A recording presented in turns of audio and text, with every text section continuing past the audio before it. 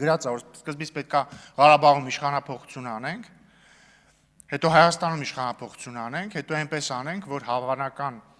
սցենարում, երբ որ երաշխավորը որոշի ուղիղ իրեն ենթարկեցնել Ղարաբաղը, Ղարաբաղի եւ Հայաստանի ճակատագիրը որոշվի որպես մեկ ամբողջություն, եւ որ արկա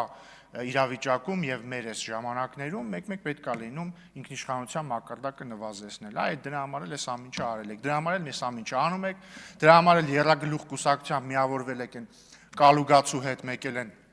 Բելարուսամետի հետ եւ ուզում եք երկիրը տանեք ձեր սիրած 004 շրջաբերականի ճանապարհով։ Մենակ ես չեմ հասկանում, ոնց կարող է ձեզ դաշ չլինի, դուք ոնց կարող եք չտեսնեք կամ չնկատեք, որ ասենք այդ երաշխավորը, որը երաշխավորում էր, որը չգիտեմ ինչ պետք է աներ, այդ երաշխավորի աշկերի առաջ մի ամբողջ ժողովուրդ ստիպված եղավ լքել իրենց տները։ Ոնց դուք չեք նկատում ու ոնց չեք գոնե ինչ-որ փոփոխություններ մտցնում ձեր դավաճանական 004 շրջաբերականի մեջ, որ գոնե մի քիչ ավելի քիչ դավաճանական լինի։ Չնայած այդ հարցի պատասխանն էլ գիտեմ, բայց դուք ով եք, որ ընդհանրապես փոփոխություն մտցնեք։ Այդ 004 շրջաբերականը դուք չեք գրել, այդ 004 շրջաբերականը գրել ձեզ տվել են։ Կհիշեք այն հայտնի ձայնագրությունը, որտեղ Քոչարյանի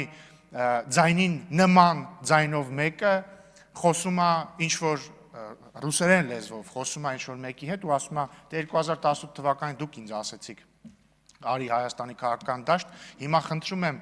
մենակ դուք կարաք այս հարցը լուծեք, ես այս պայմաններում էլ չեմ կարող մնալ, մի բան արեք դուրս գամ այս իրավիճակից։ Այդ նույնը ում հետ ինքը խոսում էր, այդ